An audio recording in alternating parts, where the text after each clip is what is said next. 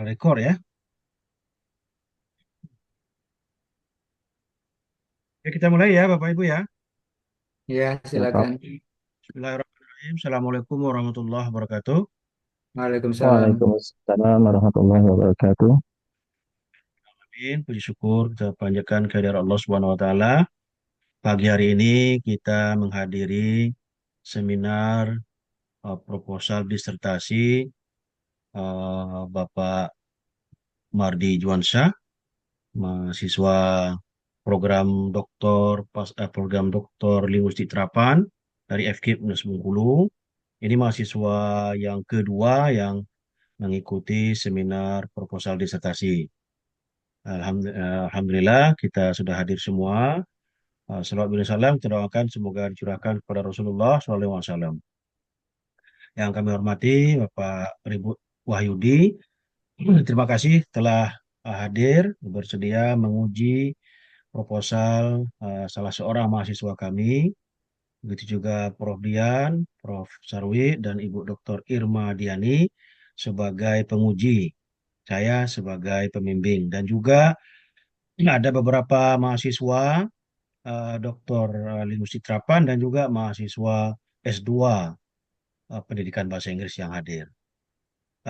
Kita berikan waktu paling lama 20 menit kepada Pak Mardi Juansyah untuk menyajikan PowerPoint, ya, PPT proposalnya, dan nanti akan dilanjutkan dengan tanya jawab, dengan masukan, dengan koreksian, ya, dan saran-saran untuk perbaikan proposal Pak Mardi ini. Sehingga setelah seminar ini bisa langsung dilanjutkan kepada proses penelitiannya. Karena kita berharap dari penelitian ini bisa menghasilkan karya yang berkualitas, ya, sehingga bisa diterbitkan di jurnal internasional berputasi. Amin ya rabbal alamin. Sekali lagi terima kasih banyak pada Bapak dan Ibu dan mahasiswa yang telah menghadiri acara ini. Mari kita buka acara seminar ini dengan mengucapkan Bismillahirrahmanirrahim. Bismillahirrahmanirrahim. Berikutnya Bismillahirrahmanirrahim. lanjut kita berikan kesempatan kepada Pak Mardi Juansa untuk memaparkan ringkasan proposalnya. Silakan Pak Mardi. Terima kasih, Prof.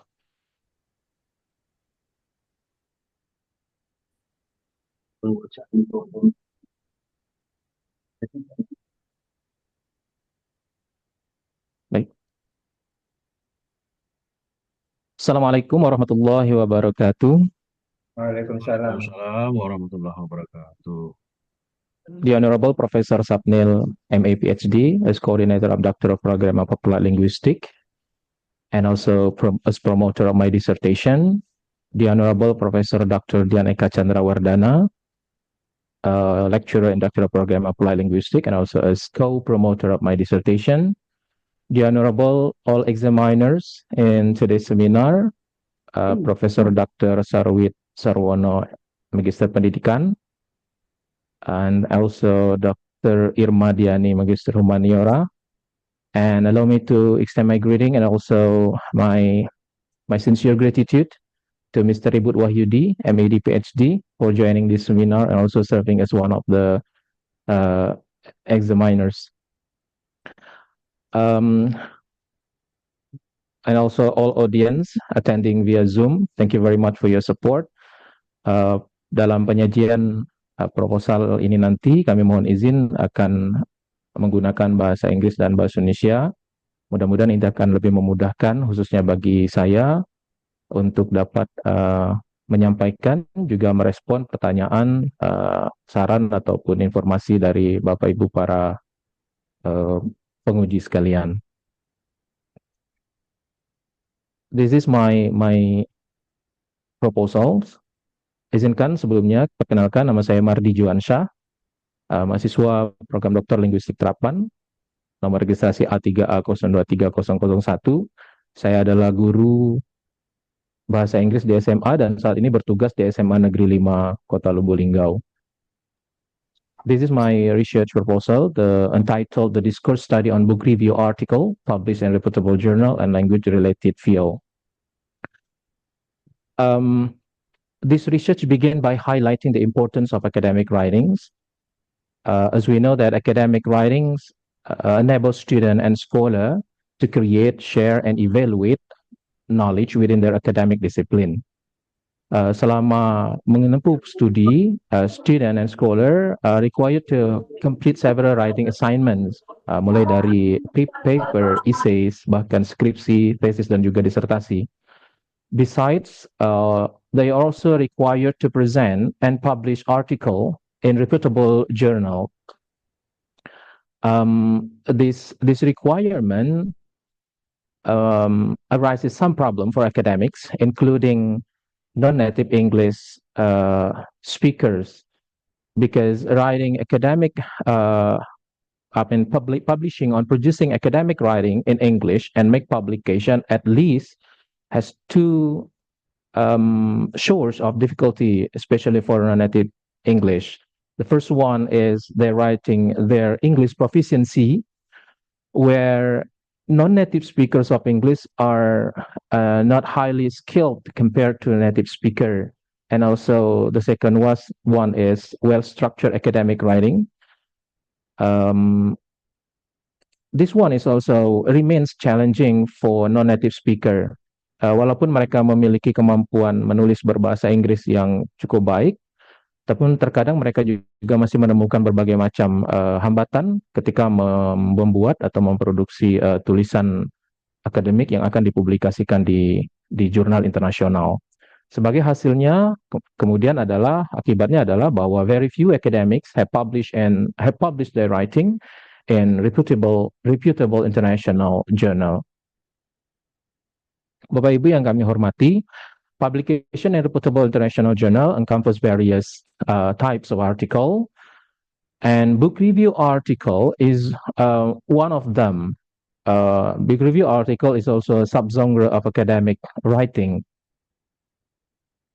In this case, in this way, writing book review article can be an effective tactic for student and scholar to get acceptance and publication in a reputable international journal. Besides, writing book review article will also help academic build their self-confidence in engaging with the global academic community.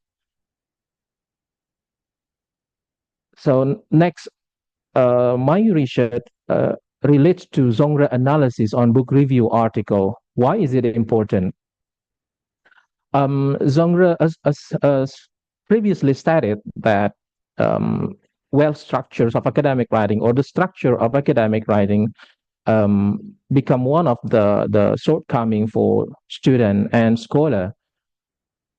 So conducting genre analysis on book review article is considered highly beneficial in understanding the communicative attributes and convention used in this discourse.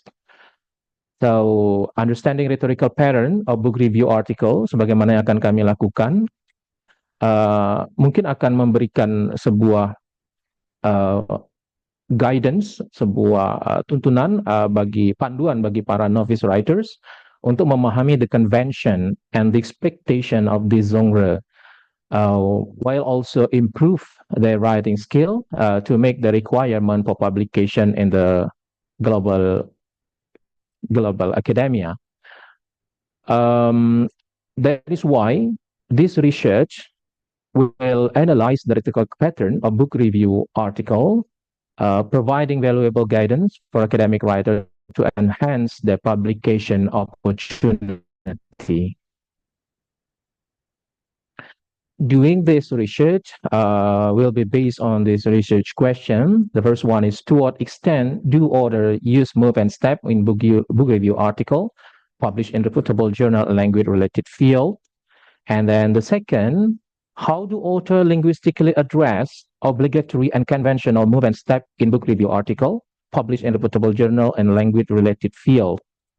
And then the last question, how do successful authors of book review article published in reputable journal language-related field write their review? relates to the question. Here are the research objective. The first one is to analyze rhetorical patterns of book review article, and also to examine how author linguistically address, especially obligatory and conventional move and step in book review article. And then the last one is to shed light on the strategies used by successful authors of book review articles. It is hope that this research will present some significant.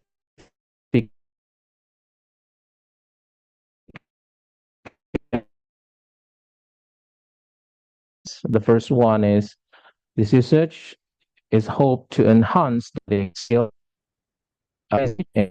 and provide. What is a book review article? Book review article is one of an important, although although research article is considered as one of the main source of uh, today's knowledge, or what we call sharing knowledge in certain academic discipline, but still become one of the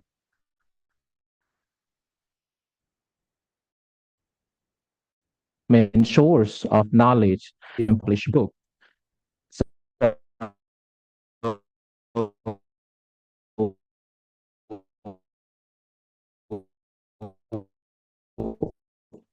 In other words,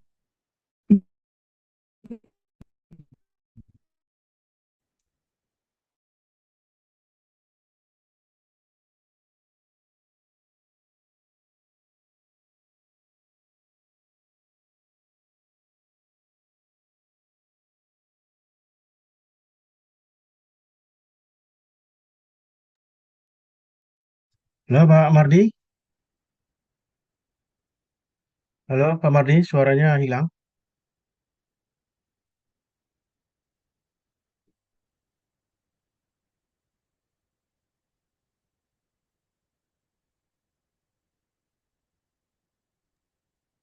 Maybe if you got a bad connection, maybe you can close your picture, Pak Mardi. yes. Okay. Oke, silakan lanjut. I repeat, there are two approaches in book reviewing. The first one is descriptive reviews, give essential information about the books, and the second one is critical review. Beside describing, it's also evaluating the books, whether it is what do you call bernilai untuk dibaca, dalam artian cukup baik untuk menjadi referensi, atau mungkin didiskualifikasi oleh reviewer seperti itu. Jadi book review artikel ini tidak hanya menyebarkan informasi ataupun ilmu pengetahuan tentang apa yang tertulis di dalam buku, tetapi juga seorang penulis book review juga sebenarnya sedang establishing their expertise in specific field.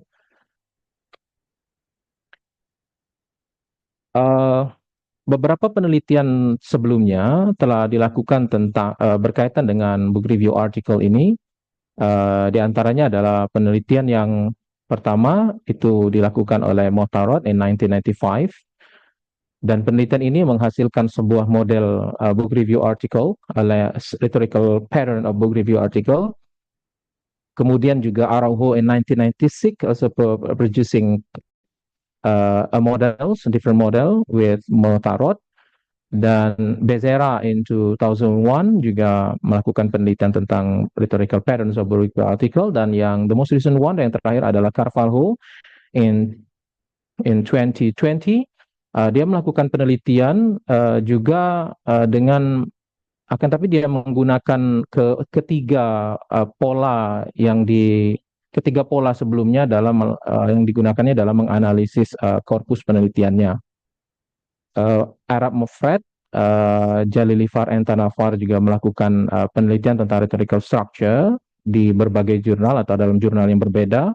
Lalu ada penelitian Naudushan and Montezeran 2012 yang membandingkan tentang bagaimana pola retorika dari para penulis yang berbeda, native speakers, English as a second language speakers, and also writers, and English as a foreign language writer. Balgezegin, Jan Guerra, and Suarez and Moreno juga membandingkan book review article rhetorical pattern in two different languages. Saya menemukan, as far as I'm concerned, saya menemukan 17 previous research article yang berkaitan dengan book review article ini. Lalu ada juga yang membandingkan rhetorical structure dalam 3 bahasa yang berbeda, sebagaimana dilakukan oleh C.N. Toboada, dan ada juga yang membandingkan tentang disciplinary variation. If I'm not mistaken, it's physics, literature, juga begitu yang dilakukan oleh Bapak Ansari. Lalu membandingkan pola retorika dari dua different field dan juga sekaligus yang ditulis dalam 2 bahasa yang berbeda. Lalu yang terakhir saya menemukan rhetorical structure of book review article written in Arabic journal.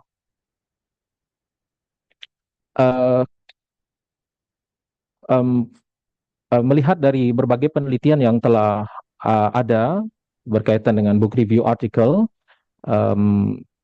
saya melihat ada kemungkinan atau ada research gap yang mungkin akan dapat diisi oleh penelitian yang akan saya lakukan ini. Yang pertama, the scope of previous study has been relatively small, covering only publishing region, limited publishing region, and limited to few journals.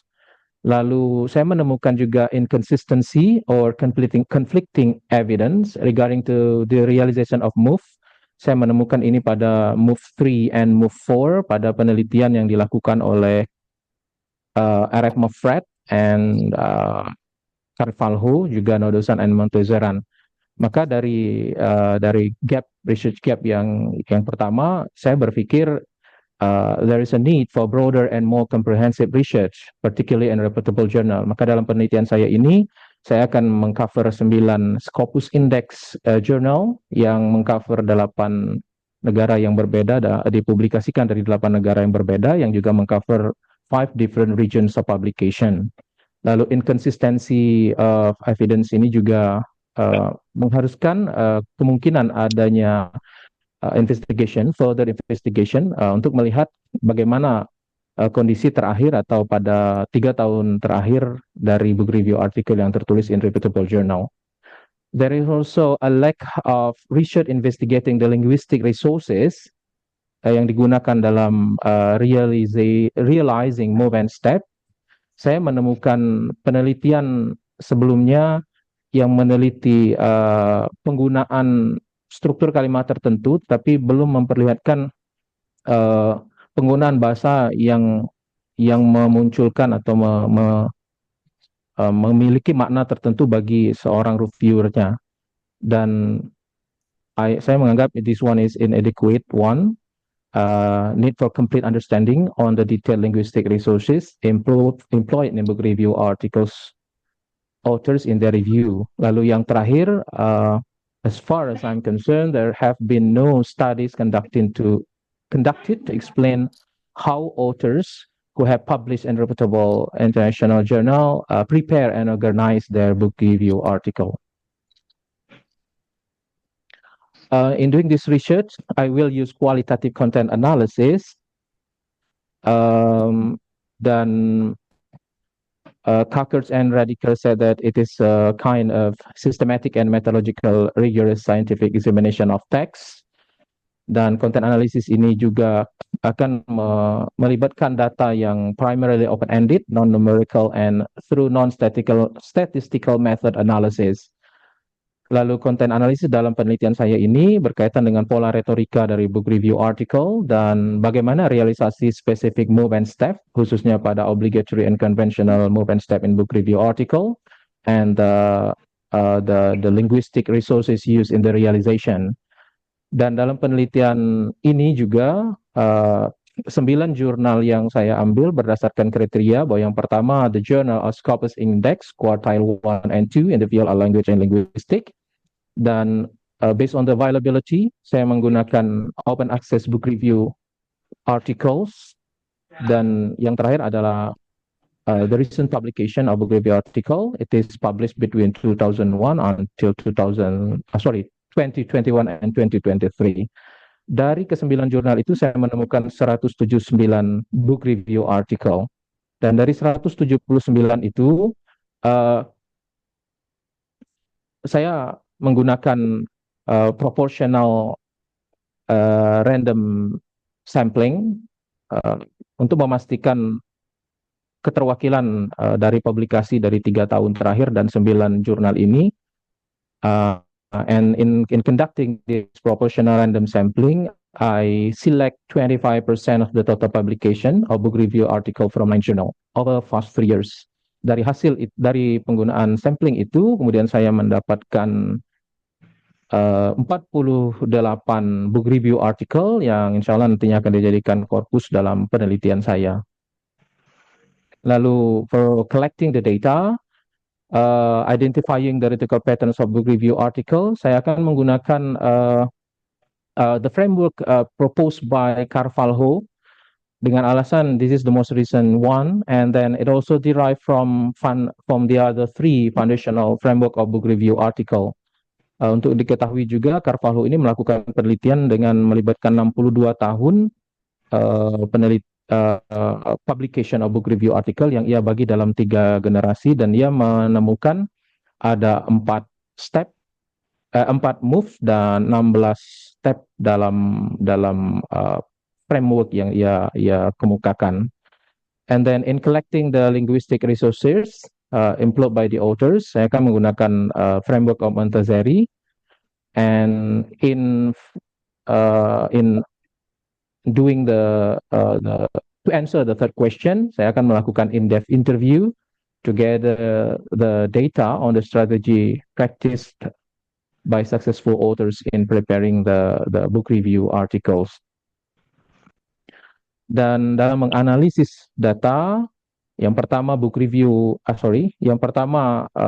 rhetorical pattern itu akan saya hitung based on the frequency of occurrence. Dan dari frekuensi itu kemudian akan ditentukan kategorinya, apakah dia obligatory, conventional, atau optional. Dan yang obligatory and conventional akan diidentifikasi lagi untuk menjawab pertanyaan yang kedua by doing qualitative analysis, identifying specific word or phrase and sentence used by the authors. And then in analyzing interview data, I will use qualitative analysis, mathematic analysis technique. And then I suppose this, okay, process and result in the validation. I will involve co-writers as independent coder. I will ask him to untuk menandai, to mark 10 book review article yang akan di antara 48 artikel itu. Lalu nanti juga akan dihitung reliabilitas dari datanya. Berikut instrumen dari penelitian yang akan saya gunakan, diambil dari format dari framework Carvalho 2020.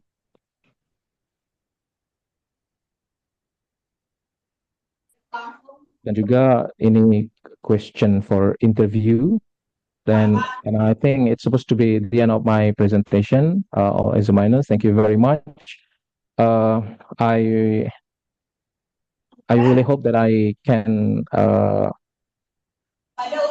get essential information for completing my research. One more time, I need hope from the examiners. I need help from the examiner to improve this research proposal. And I sincerely hope that I can do my best to complete my research for this dissertation. Thank you very much for your attention. Assalamualaikum warahmatullahi wabarakatuh. Waalaikumsalam warahmatullahi wabarakatuh. Oke, terima kasih Pak Mardi.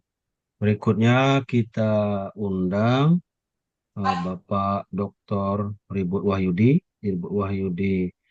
PhD, penguji luar untuk memberikan pertanyaan atau komentar, saran eh,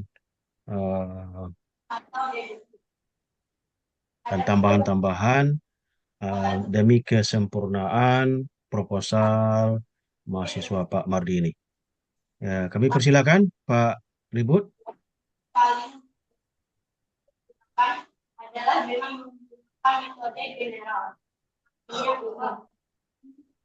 Terima kasih Pak Sahmil atas waktu yang diberikan.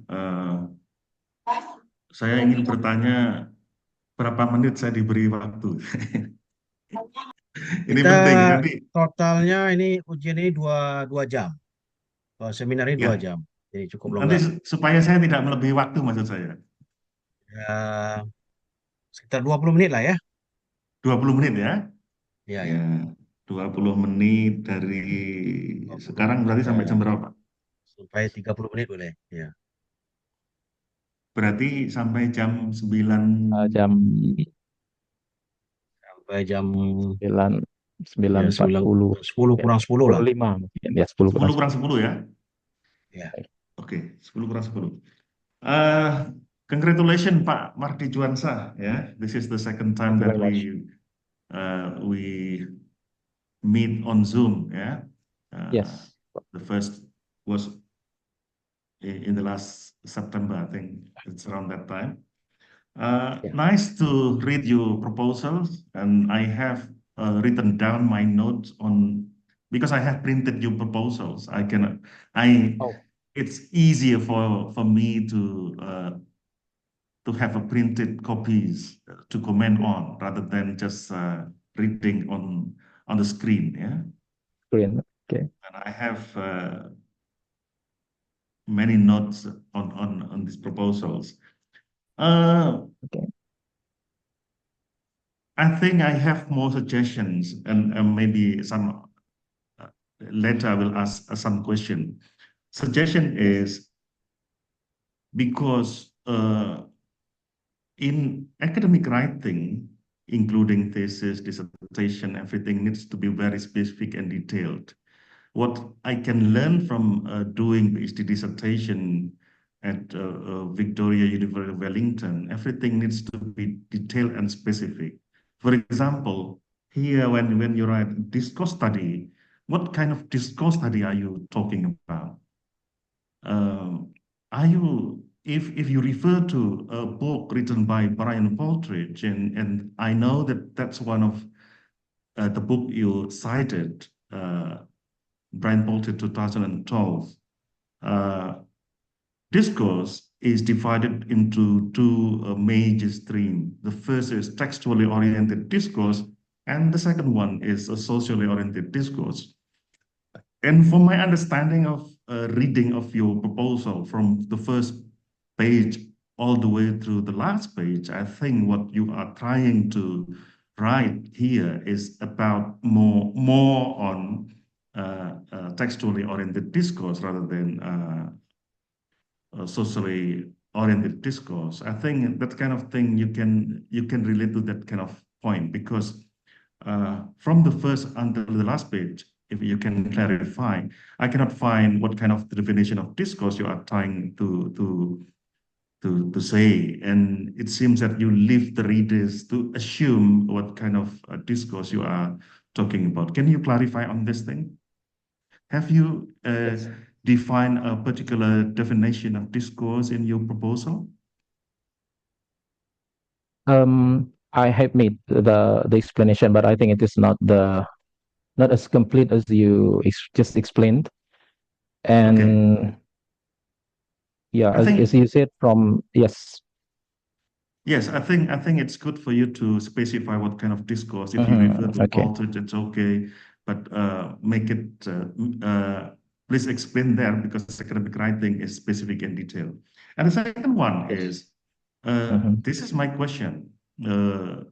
What kind of genre schools are you following? Are you adopting here? Because if I refer to, for example, writing by Suni Hayan 1996, published by TESOL Quarterly, there are three genre traditions. The first is Sydney School, the one pioneered by Jim Martin, systemic functional linguistics, and the second one is ESP School, the one pioneered by John Swales and other colleagues in Michigan there in the United States. And the last one is about genre as social action as promoted by Charles Basserman and other colleagues in North American traditions. My question is, which genre tradition are you adopting in your proposal? Okay, thank you, Mr. Wahyudi. Talking about what kind of genre, actually, I haven't got any detailed information about this kind of three genre tradition. I'm so sorry for this lack of information, but I need to uh, read in detail and then need to determine which one will be used in my proposal, in my research. Yes, and that becomes my suggestion also. After reading carefully your proposals, I can conclude that your proposals does incline much to Sydney School, I think, because the way you I are see. explaining and the way you are referring to is something like more inclined to systemic functional linguistic genre school, because if this relates to history, even Ken Highland, the big names you are referring Yeah. to, did a PhD in Australia. In Australia, a systemic functional linguistics is very strong.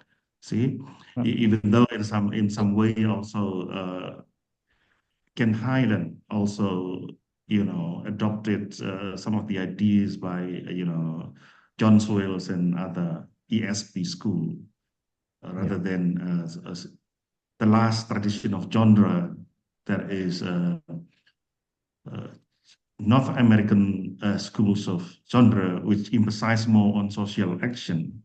Yeah, I think that's my suggestion. Later, you can read Yes. an article by Suni Hayan 1996. Suni Hayan. Yes, Suni Hayan. I can give the detail later. Yes, thank you very much.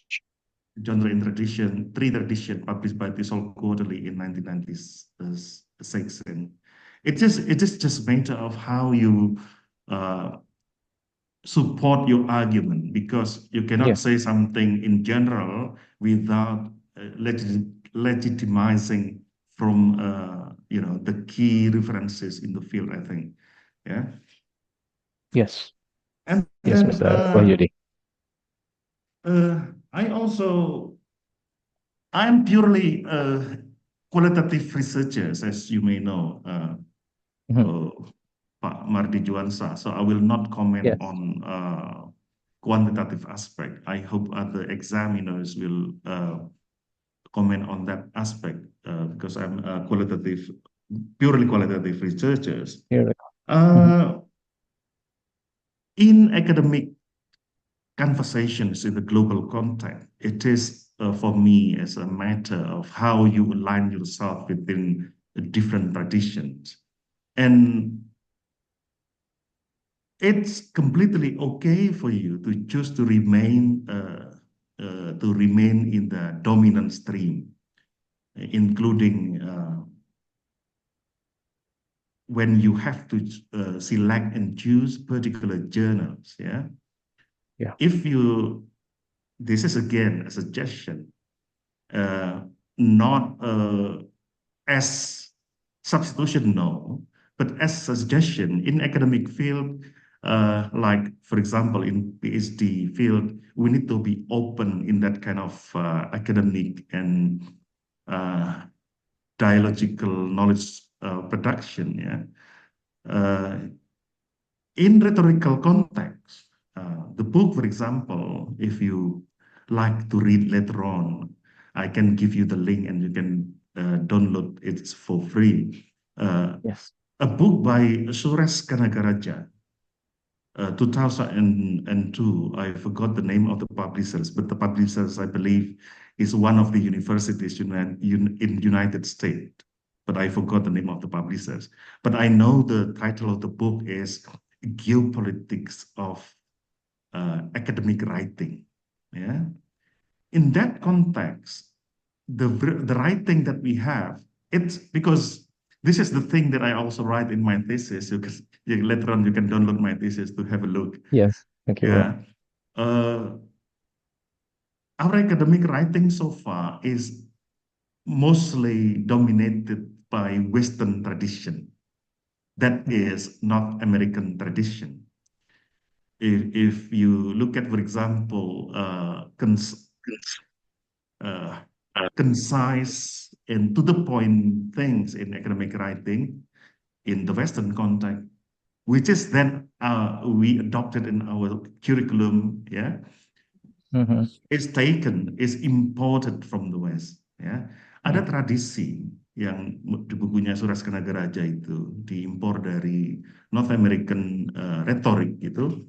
Itu adalah the way to write concisely and to the point, ya. Menulis di Barat itu tradisi yang sangat harus to the point, tidak boleh berputar-putar. Ini tantangan orang Indonesia, ya. Orang Asia juga, ya. This is a challenge for Indonesians to write succinctly because of our rhetorical tradition, which are not succinct and concise, yang tidak to the point begitu. Nah, ada tradisi yang lain, yang dominan memang yang dari North American School itu, yang to the point, concise.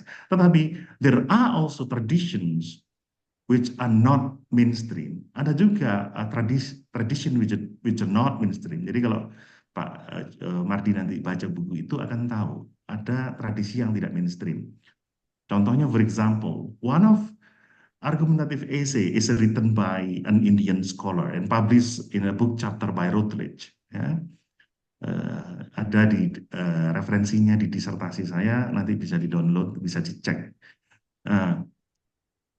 What is the implication for our study, for your research, for example? Yeah, we cannot deny the fact that there are more than one traditions in academic writing. Itu yang harus diakui.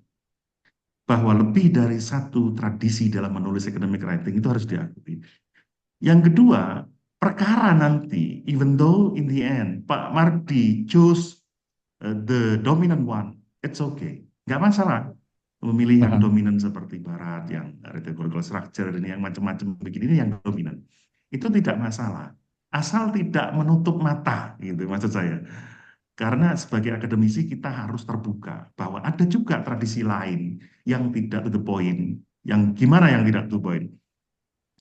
I remember one of the article by Kamimura and Oi in 1999, if not 2009.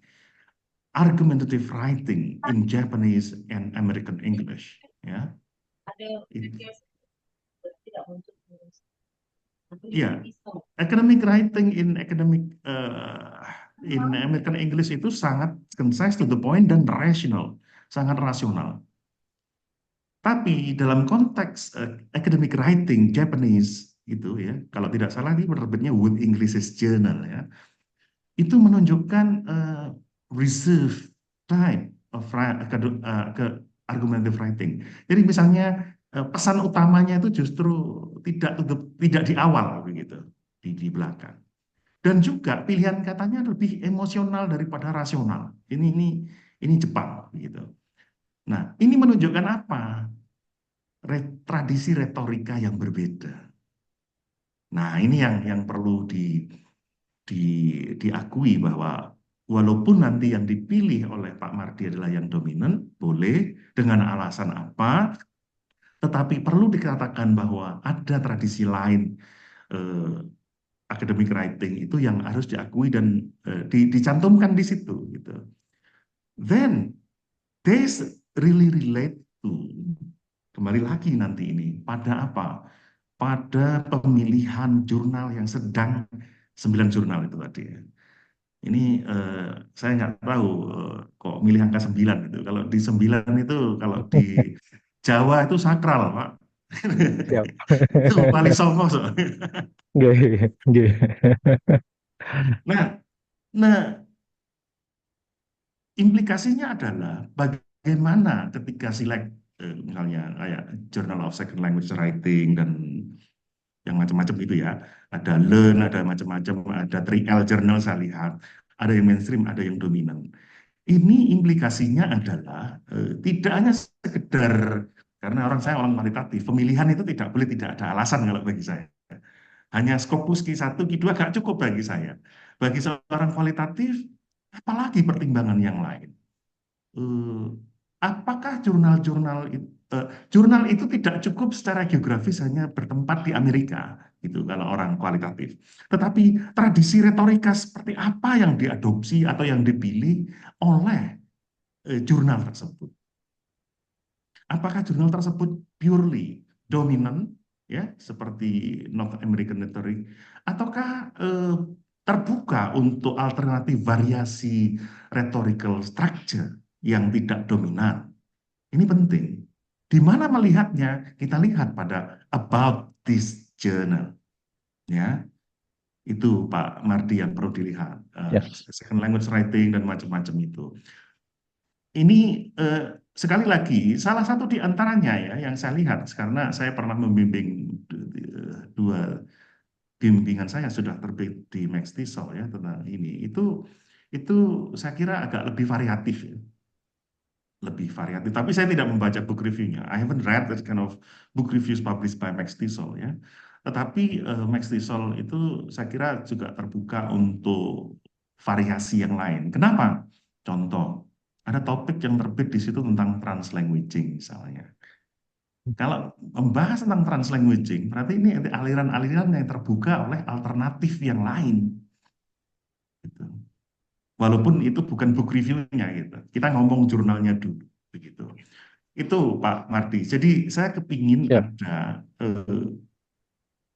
ini masukan, tapi menurut saya ini serius ya. Maksud saya perlu dipertimbangkan betul bahwa pemilihan jurnal itu selain hanya Scopus 1 dan indeks terindeks 1, kuartil 1 dan kuartil 2, itu secara substansial itu apa? Memiliki retorika yang mana, yang dominan apa, alternatif gitu. Atau terbuka untuk dua-duanya.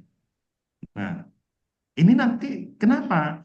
Karena book review ya tadi di beberapa ini halaman itu, selain itu ada evaluasi dan macam-macam. Saya setuju ketika ada tulisan di sini somewhere, saya lupa halaman berapa, saya akan mencari. Tetapi menurut saya yang mempengaruhi ya sebuah book review itu diantaranya ya ada disciplinary practice ya. Ya, disciplinary practice. Ya, chemistry, physics, language related Ya. field itu kan disciplinary practice dan itu harus Ya. benar-benar ditambahkan nanti. Saya ingat di sini, tetapi belum mendalam terkait misalnya just brief explanation misalnya. Jim Martin itu muridnya Halliday ya, murid pertamanya Halliday itu menulis tentang genre dengan academic writing dan science di dalam dunia sains. Sains yang dimaksud IPA itu ya. Ya. Itu disciplinary praktisnya gimana? Nah, ini yang menarik lagi. Di tulisannya Pak Mardi di sini, in your thought here, you review one of an article written by, saya lupa scholarnya halaman berapa, tapi sudah saya highlight di sini. Misalnya IPA ya, fisik atau chemistry atau whatsoever, itu di situ ada cenderung menggunakan bahasa pasif, ya kan? Iya. Babai and Ansari, if I don't mistaken. Ya. Yes. Ini kan itu IPA ya Pak ya. Ya, Nah betul.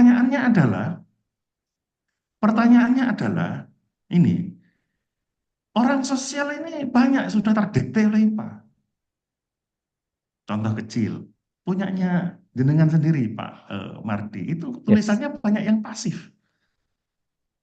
It is found that, misalnya begitu. Yes. Ini adalah dominasi IPA terhadap social science.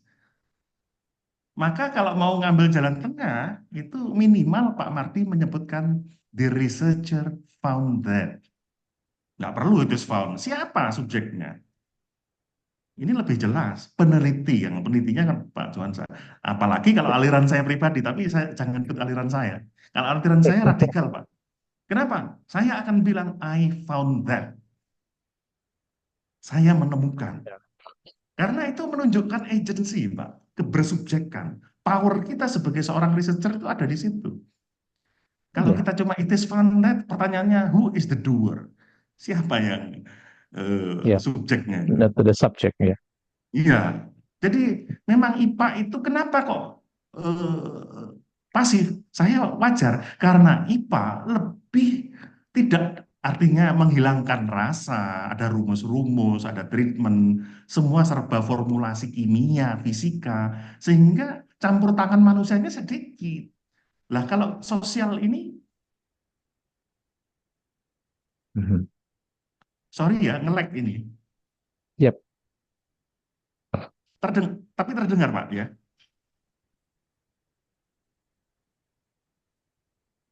sedikit terputus. Ini jaringan ya. Ya, sudah terdengar, Pak. Sudah terdengar ya. Jadi Yap, itu seperti itu tadi. Kalau menulis pasif terdengar Pak ya. terdengar, Bro. Ini, Pak. Oke, oke. Jadi kalau menulis pasif dalam social science itu sangat dipengaruhi oleh tradisi IPA tadi itu, yang itu perlu di consider ulang ya. Eh, Terus yang ingin juga terdengar Pak ya.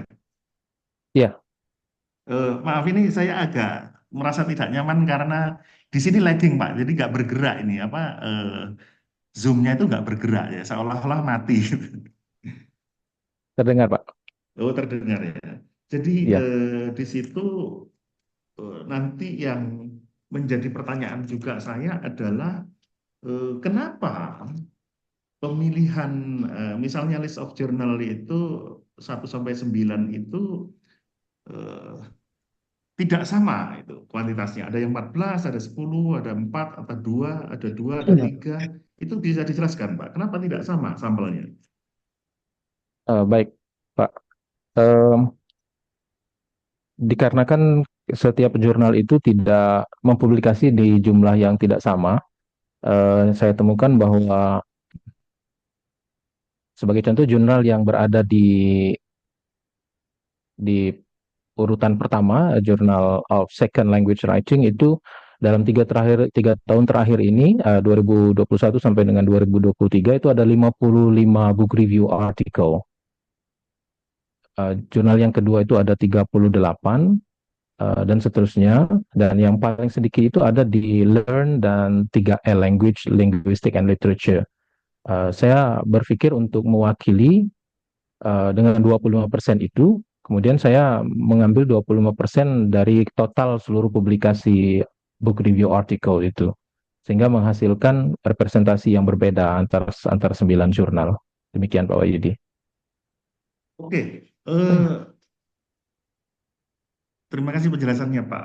Tetapi nanti mungkin nganu ya, kalau itu hasilnya terlalu dominan, maka itu tadi perlu adanya pengakuan bahwa di jurnal-jurnal lain itu book review article itu juga banyak variasinya, Pak Mardi ya. Artinya Iya, kalau Pak. Pak Mardi mengikuti eh, ini ya, yang kita ada di Zoom pertama kali itu kan sangat tidak mengikuti move yang ada di seperti yang Pak Mardi tulis di sini ya. Betul, Pak. Ya, itu misalnya terbit di Asian English atau Pedagogy dan itu semua international journal itu adalah rotaries. Artinya begini, sebagai peneliti kalau tahu nanti hasilnya dominan seperti itu, Pak Mardi perlu mengatakan bahwa ada tradisi apa ya book review yang lebih bervariasi di jurnal-jurnal lain ya artinya Mhm. yang barangkali tidak sama dengan yang 9 jurnal itu gitu. Ditemukan di 9 jurnal. Ya. Ya, amannya mengatakan begitu. Jadi temuan itu tidak boleh membabi buta ini yang apa Absolut ya? begitu kurang lebih. Tapi harus open to other variations. Buktinya di jurnal lain itu ada yang lebih terbuka variasinya ya. Misalnya Mhm. mengkritik dan memberikan evaluasi, termasuk yang saya sampaikan sebelumnya itu adalah writer's voice, itu kan nggak ditulis sama Cavallo atau siapa itu ya. Ya, Eh, Begitu. baik. Eh, Terus kedua, di sini eh, saya kira Pak Mardi perlu mengecek ulang. Di sini kadang-kadang bahwa research article itu dibahas boleh, tapi menurut saya briefly aja karena di sini fokusnya adalah book review articles ya. Di proposalnya Pak Mardi ini di sini sana saya masih menemukan kadang-kadang membahas eh, book Research review article. article, di bawahnya ada research article gitu. Itu bagi saya agak mengganggu ya. Artinya ini yang mau difokuskan yang mana? Ya, baik.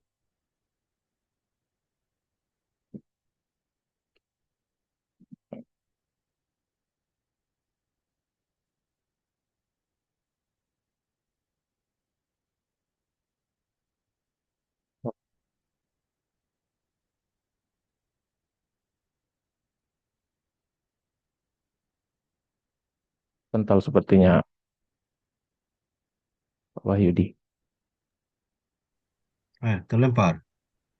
Iya, sebenarnya Pak. Mungkin sebentar lagi join lagi. Kental ya Pak ya. Jadi stop sharing aja dulu, Pak. Siap. Hmm.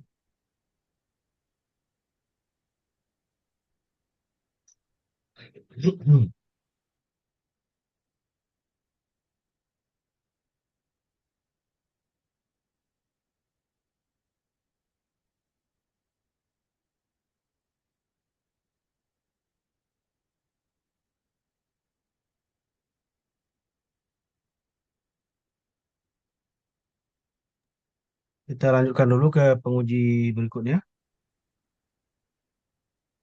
Nanti kita beri lagi kesempatan ke Pak Ribut Wahyudi ya. Baik.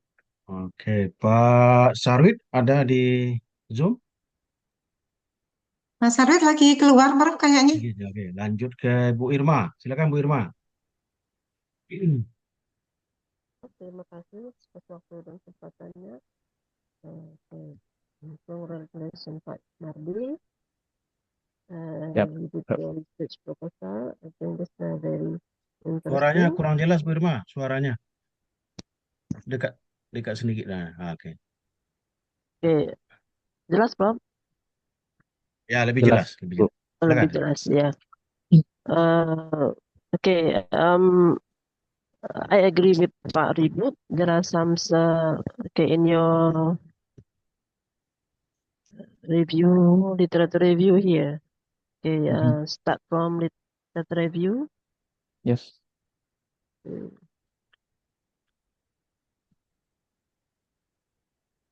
Yeah.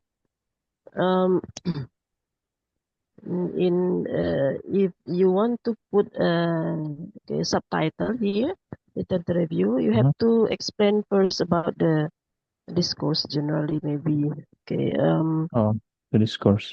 Yeah, and then your focus on critical discourse or your discourse research seperti misalnya tadi sosial gitu ya. Berbeda dengan analisis wacana seperti yang Bapak lakukan ini ya. Itu perlu dijelaskan dulu mungkin karena memang dan sebelum subtitle dengan yang pertama itu theoretical review itu harus ada penjelasan antara subjudul yang pertama itu dengan first academic writing itu perlu ada penjelasan dulu gitu ya. Jadi tidak boleh ada langsung ada subtitle and subtitle di bawahnya. Itu kemudian And then selanjutnya I beg your pardon, ma'am. metodologi. Ya, I beg your pardon. Before the next subtitle, what should I do? ya, explain or you have to give some maybe Summarizing paragraph by citation paragraph. or Oh, some see. paragraph before subtitle. Oh, Ya, sebelum di academic writing itu, gitu ya. Jadi setelah judul, setelah theoretical review itu tidak boleh langsung menuliskan subtitle dengan academic writing. Jadi harus ada penjelasan dulu, ada paragraf dulu gitu ya untuk menyambung langsung ke academic writing. Jadi kalau kata Pak Ribut tadi, apakah mungkin diskurs secara umum, kemudian sosial ya perbedaannya dengan diskurs yang lain yang akan fokus Pak Mardi ini tulis atau yep. teliti, apakah perbedaannya itu mungkin perlu dijelaskan di sebelum academic writing. Kalau mungkin di sini ada penjelasan, it's okay. Kemudian tapi perlu ada paragraf gitu ya antar subtitle itu. Then the Baik. first suggestion and then the second Yes. suggestion. Okay, I want to know how do you answer the question for third question. Di sini ada how to explain the strategy successful author. Nah, ini based on the questionnaire here atau mungkin panduan ini ya, panduan wawancaranya itu bisa, can you elaborate more about first rumusan masalah research objective, first research objective, the second and then the third. Baik. Itu bisa dijawab dengan questionnaire. Apakah semuanya sudah bisa terjawab dengan questionnaire yang Bapak buat ini? Bagaimana? Can you explain this? Baik. Oke, baik. Thank you very much, Bu Diani.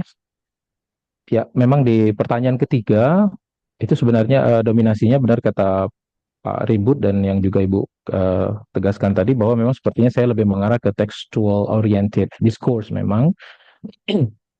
Dan selain mengetahui pola retorika, karena di awal in the background, I also state that the problem faced by non-native speakers adalah how to publish article, dan salah satu taktiknya adalah book review article. Maka kemudian saya memandang perlu untuk juga mengetahui bagaimana the authors of book review articles, khususnya non-native speakers, prepare and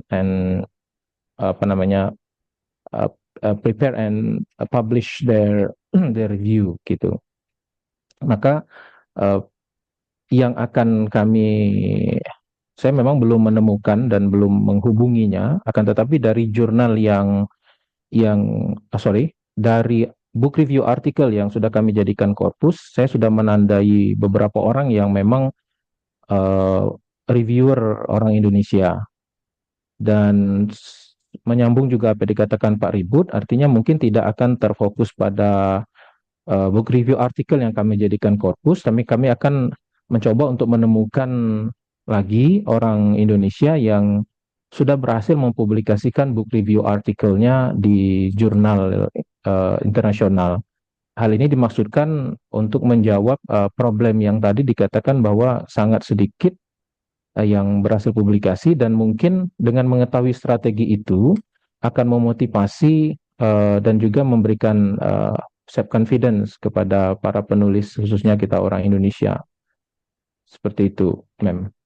Dan pertanyaan itu adalah daftar pertanyaan interview, dan pertanyaannya tidak hanya terfokus atau hanya menggunakan 13 ini, tetapi pertanyaannya saya belum begitu memahami sebenarnya yang ini yang kami sebut sebagai semi-structure interview. Artinya tidak hanya 13 ini, tapi akan mengikuti respon dari eh, orang yang kami wawancarai. Demikian, Mem Irma. Oke. Ini hanya guideline saja ya. Ya, betul. Mungkin akan berkembang nanti ya untuk menjawab Ya, research sesuai question dengan and respon. research objective. Okay. Baik. Then what is the differentiation between literature review, book review, and ya seperti itu. Dan kebanyakan most of the Indonesian researcher writer itu menuliskan they put some mereka nama name dan title and then uh, Oh ya. methodology and but actually seharusnya kan hanya hasil saja gitu ya. Nah, dalam book review itu apa topik hanya topik kemudian nama topik dan hasil penelitiannya.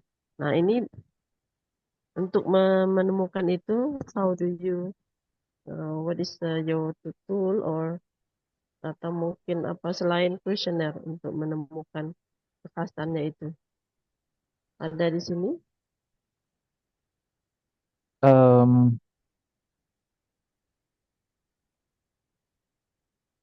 yang jelas yang menjadi fokus kami adalah ingin mengetahui bagaimana mereka bisa publish mungkin dari awal, dari bagaimana menemukan bukunya dan seterusnya, sehingga akan menjadi guidance pada novice writers of book review article, begitu, Mem. Jadi nantinya akan jadi semacam panduan gitu ya bagaimana hasilnya nanti strategi yang bisa dilakukannya oleh penulis Indonesia ya dalam membuat book review, dalam tulisan atau artikel mereka yang bagus ya, ideal book review yang ideal. Ya, seperti yang disampaikan oleh Pak Ribut Wahyudi tadi, beliau mungkin belum juga join ini. Sebagaimana beliau katakan, memang kami meneliti tentang dominan dari move and step yang digunakan dari 9 jurnal itu. Tetapi memang kami tetap membuka, artinya open, karena dari yang kami gunakan adalah Carvalho 2020 itu, Amin 2020 pada tahun 2020. Namun memang pada Carvalho itu ada beberapa step yang tidak muncul. Sementara step itu juga muncul pada Araujo, Motarot, dan Bezerra. Artinya pada kami menganalisa book review artikel dari 9 jurnal itu, Carvalho ini dijadikan sebagai panduan, namun tidak menutup kemungkinan step yang sebelumnya ada pada framework yang lain juga kemudian muncul lagi, begitu. Artinya bisa jadi ada step yang memang tidak muncul, kita menggunakan framework itu, dan bisa jadi ada step yang muncul kembali tetapi tidak ada pada framework Carvalho, tetapi ada pada framework Bezerra. Sebagai contoh, pointing editorial issue itu pada Bezerra itu ada, tapi kami tidak menemukan step yang relevan di Carvalho. Demikian, Mem. Begitupun dengan yang tadi pertanyaan tentang apa namanya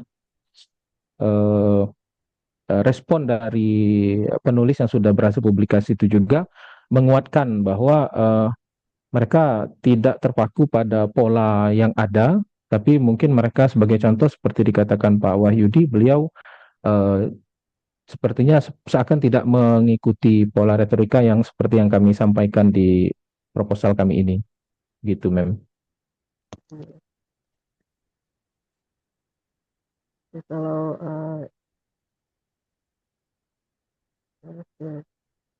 mungkin itu ya dari pertanyaan dari saya. Terima kasih jawabannya. Terima kasih, Mem Diani. Oke, terima kasih Bu Irma. Selanjutnya, tadi Pak Ibu Wahyudi menelepon saya. Nanti dia kalau muncul lagi, bergabung lagi, dia nanti akan ikut lagi pada penanya terakhir. Oke, kita lanjutkan dulu ke Prof. Sarwit. Silakan, Prof. Sarwit. Baik, terima kasih. Assalamualaikum warahmatullahi wabarakatuh. Waalaikumsalam warahmatullahi wabarakatuh. Selamat pertama-tama saya ucapkan untuk Pak Mardi. Semoga semuanya lancar nanti. Terima kasih, Prof.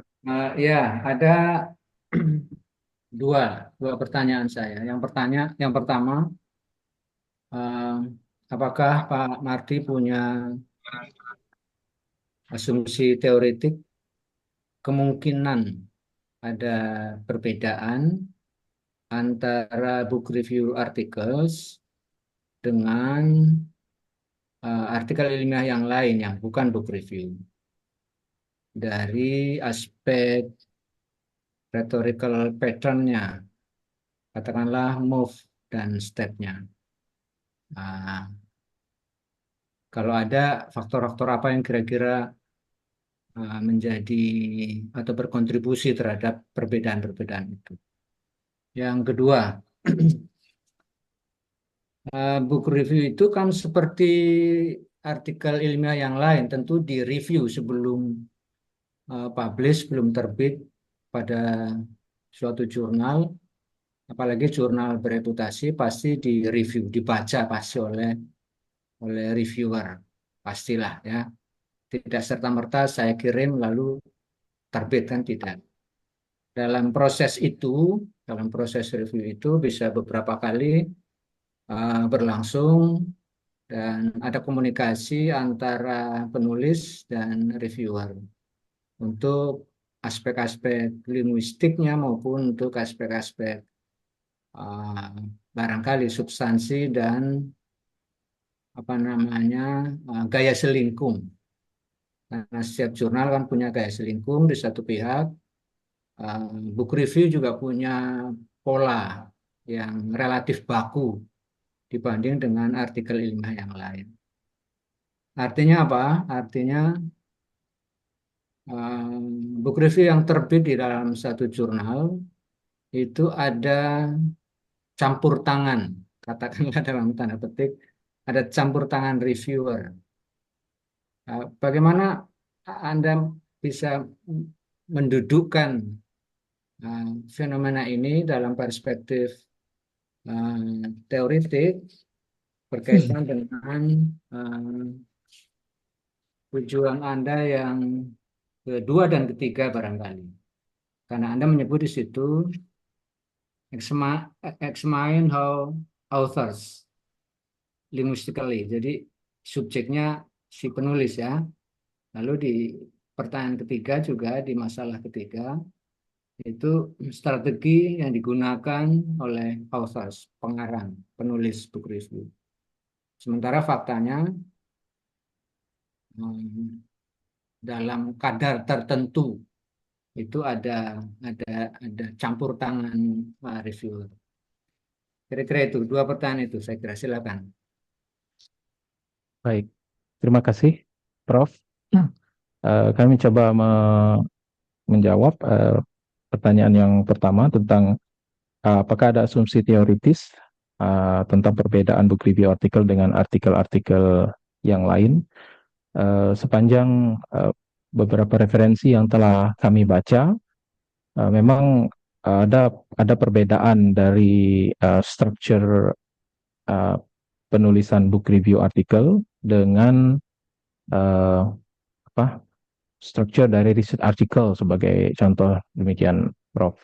Dan juga memang hal itu disebabkan, sebagai contoh kami membaca dari bukunya Feng, Demystifying Academic Writing Genre, Move Skill and Strategies, dia mengatakan bahwa memang terdapat perbedaan itu dikarenakan fungsi yang berbeda. Book review article itu juga cenderung lebih evaluatif dengan menggunakan pola penulisan yang lebih menunjukkan interaksi antara penulis atau reviewer dengan penulis buku. Sehingga bahasa yang digunakan lebih interaktif, seakan interaktif antara reviewer dengan penulis buku itu, Prof. Itu yang pertama. Lalu sepanjang juga yang kami baca, Prof, tapi saya lupa sambil mencari referensinya tadi. Di buku itu tertulis bahwa katanya unlike research article, book review article itu tidak melalui proses review katanya Prof. Tapi nanti tentu akan kami dalami lagi yang disampaikan oleh referensi itu. Tapi mohon maaf saya lupa apakah di Highland, apakah di mana. Dia mengatakan bahwa perbedaannya memang book review article itu tidak unlike, katanya tidak sama seperti research article yang melewati begitu ketatnya reviewer dari para peer yang lain, peer reviewer begitu. Tetapi book review article ini publish, sebagaimana yang ditanyakan Prof juga, memang ada campur tangan dari publisher. Karena tujuan karena publisher, sebagaimana juga yang kami dapatkan saat Zoom dengan Pak Wahyudi, bahwa memang publisher itu berkepentingan untuk meminta buku yang baru terbit itu untuk direview. Itu sebagai salah satu strategi promosi, dalam artian di dalam rhetorical patternnya memang ada inserting the book in the field. Jadi cara dari para publisher itu agar buku yang baru diterbitkan itu dapat diterima di bidang keilmuannya yang tertentu begitu, Prof. Memang ada campur tangannya. Tetapi sekali lagi mohon maaf saya belum begitu mendalami bagaimana kemudian dalam tanda kutip permintaan itu kemudian mempengaruhi pola kalimat yang digunakan oleh reviewer itu sendiri. Namun yang kami temukan, Prof, memang dari beberapa artikel, book review artikel yang ada di korpus, kami membaca memang ada yang memang demikian kritisnya, dia mengatakan kekurangan pada buku itu. Artinya seakan-akan dia dia mengatakan apa kekurangan dari buku itu gitu. Tapi juga ada book review artikel yang lain yang begitu dalam tanda kutip menyanjung buku yang sedang direviewnya. Dan saya juga berpikir seperti yang Prof katakan, bisa jadi kedua-duanya sebenarnya strategi marketing buku itu juga, artinya mempromosikan buku itu juga, sehingga memancing orang untuk menerima buku itu dalam bidang keilmuannya. Begitu, Prof. Baik, jadi artinya kalau pengarang atau penulis book review dalam prinsip promosi publikasi suatu buku, dia merepresentasikan sebagian dari visi publisher, visi penerbit ya. Itu artinya ada subjektivitas dari si penulis untuk ikut dalam dalam atmosfer promosi buku dari si penerbit. Apakah kira-kira Pak Mardi punya semacam asumsi-asumsi mendeteksinya melalui fitur-fitur linguistik sehingga ditemukan satu general pattern, satu pola yang baku dari format dari book review itu yang typically berbeda memang dari artikel yang lain. Kira-kira begitu. Apakah punya bayangan asumsi-asumsi, dugaan-dugaan bahwa secara bahasa, secara linguistik ada kecenderungan yang umum sehingga itu bisa menjadi satu temuan teoretik mengenai pola umum dari sebuah buku review.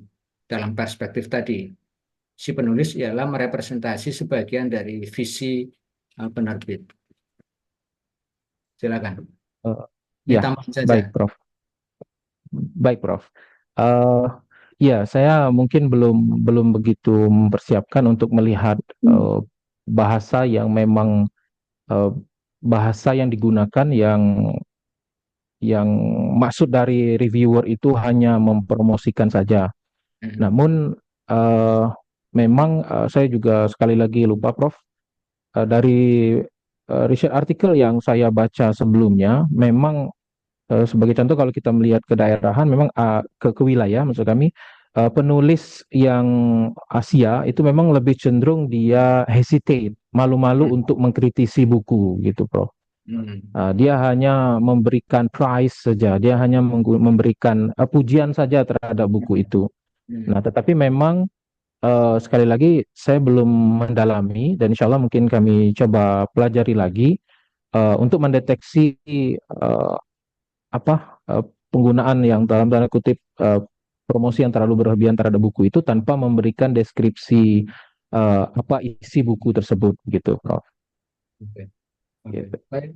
Tapi Mudah-mudahan nanti ya, ada jalan untuk mengidentifikasi katakanlah logiknya, lalu sintaksnya begitu sehingga Pak Marty punya semacam pintu masuk untuk membuat satu kesimpulan, sementara ada karakteristik yang berbeda antara mereka yang culturally dari Asia, dari Eropa, dari Amerika ketika dia membuat book review.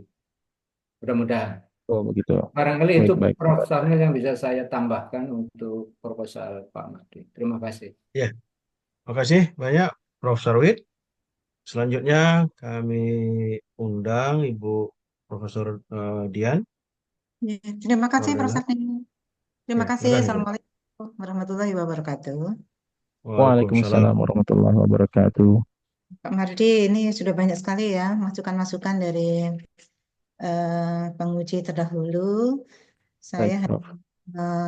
memberikan apa ya semacam penguatan gitu.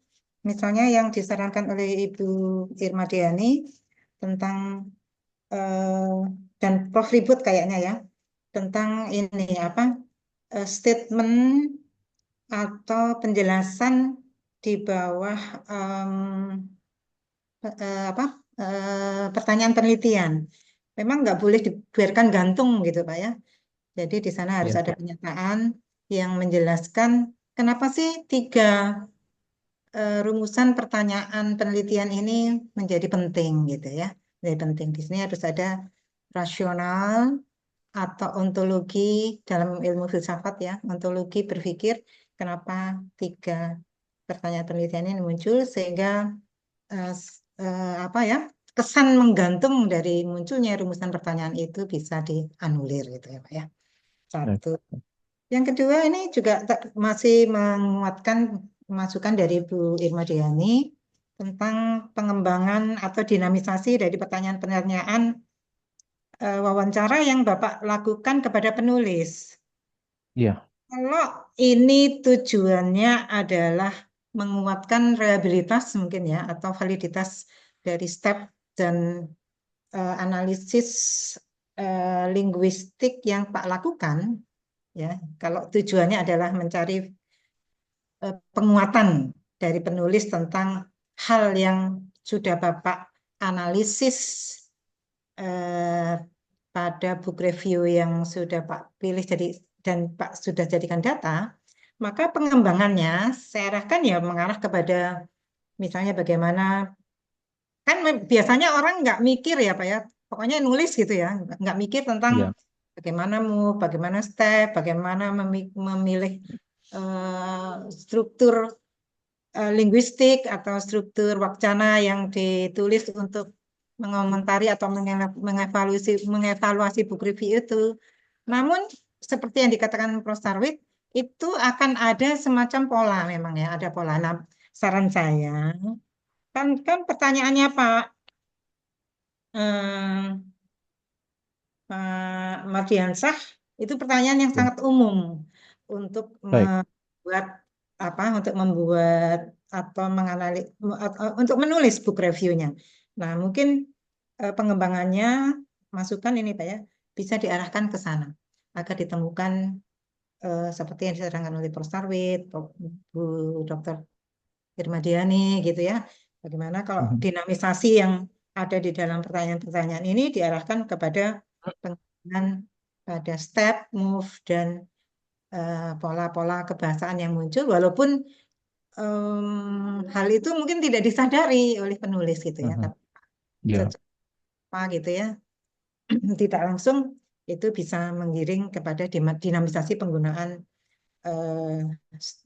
step, move, dan penanda linguistik yang ada di dalam book review tersebut, supaya Right. nampak nanti ada pola yang jelas gitu ya, seperti yang disarankan oleh Bukit juga tadi ya. Kemudian salut Pak ya, selamat ini, mohon maaf, selamatnya menyusul gitu ya. Saya sangat Right. menikmati proposal Bapak karena begitu rinci, begitu bagus, begitu lengkap gitu ya, ontologinya gitu, sehingga datanya itu memang terpilih sebagai korpus yang signifikan. Nah, pertanyaan saya adalah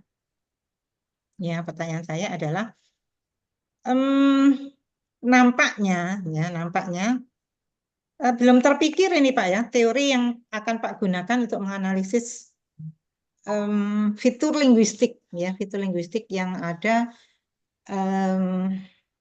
di dalam atau yang tertulis di dalam apa ya, literatur review yang Pak tulis gitu. Nampaknya belum terpikir karena Pak masih sibuk di move dan step ya, teori-teori move dan step ya. Mohon ya itu direalisasikan agar nanti cita-cita seperti apa sih pola penulisan book review orang Asia, orang Eropa, orang Amerika, seperti yang disarankan oleh Prof. Ribu dan Prof. Sarwit tadi menjadi lebih jelas gitu ya. Karena tradisi retorika di dunia memang beragam sekali. Tapi di dunia global saat ini yang begitu tanpa batas ruang, tanpa batas waktu, apakah masih ada tradisi itu? Ya, apa ada tradisi? Karena tampaknya tradisi itu di, di kekinian itu nampaknya agak tergerus gitu ya. Misalnya sudah banyak sekali orang-orang Indonesia yang sudah menggunakan pola-pola langsung gitu ya. Dan juga saya menerima email dari beberapa editor itu yang menggunakan pola tidak langsung gitu ya di dalam mereject artikel itu. Nah, ini apakah ini ada pergeseran pola retorika seperti ini? Nah, ini menarik ya penelitian Bapak. Kemudian berikutnya kejelasan data wawancara Pak. Memang wawancara atau apa dinamisasi guidance of wawancara di sini memang udah ada gitu ya.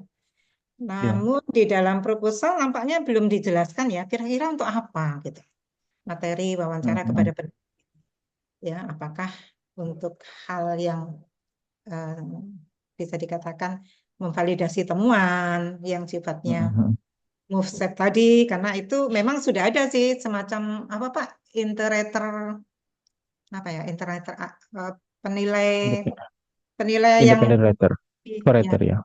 ya interpreter dari yang Pak tunjuk gitu ya. Nah, apakah tidak cukup itu atau seperti apa? Seperti apa atau bagaimana kedudukan dari wawancara ini? Oke, berikutnya Pak mungkin lupa ini. Ya, Ya, memang kontribusinya sih memang sudah ada dua, Pak ya. Kontribusi teoritis dan kontribusi praktis. Karena di dalam penelitian atau di dalam kerja ilmiah itu ada 4 hal yang perlu diperhatikan ya, Pak ya. Itu ada gap, seperti yang disarankan oleh Prof. Safnir berkali-kali itu.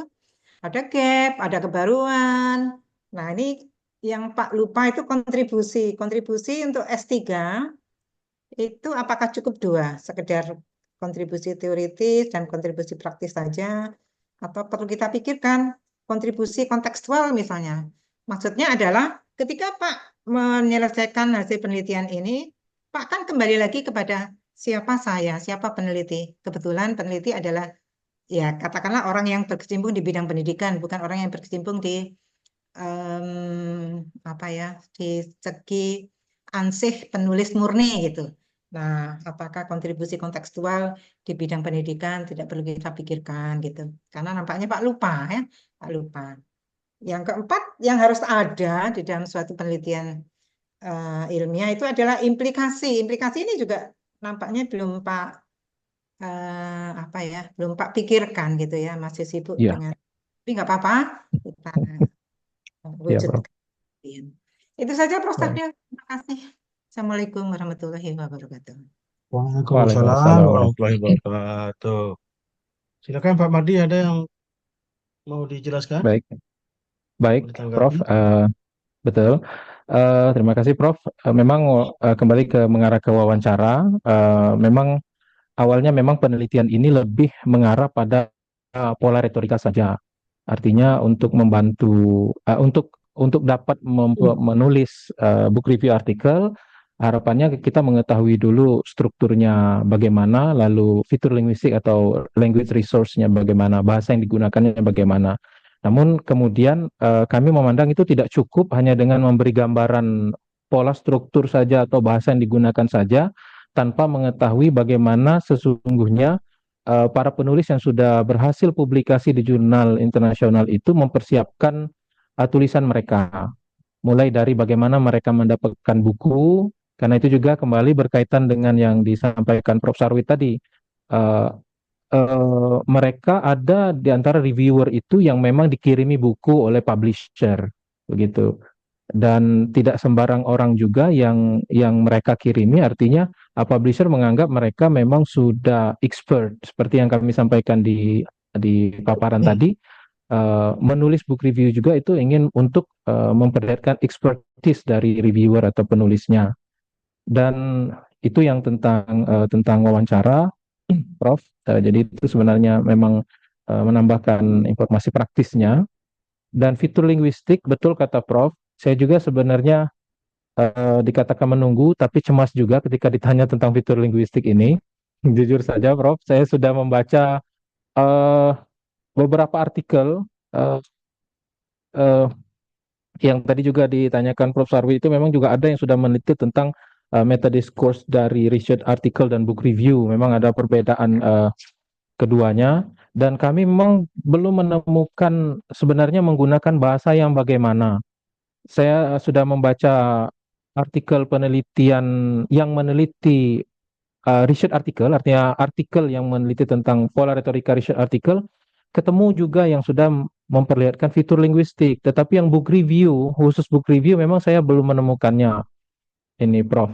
Maka kemudian eh, karena memang fitur linguistik nanti dikhususkan pada move atau step yang obligatory dan konvensional, jadi saya menunggu data itu sebenarnya. Namun dikarenakan book review ini dia lebih cenderung evaluatif, maka kemudian kami menggunakan fitur linguistik yang tadi kami sampaikan itu, Prof. Karena mengarahnya lebih ke memperlihatkan alasan, nah, maka kami menggunakan framework yang tadi kami sebutkan, Prof.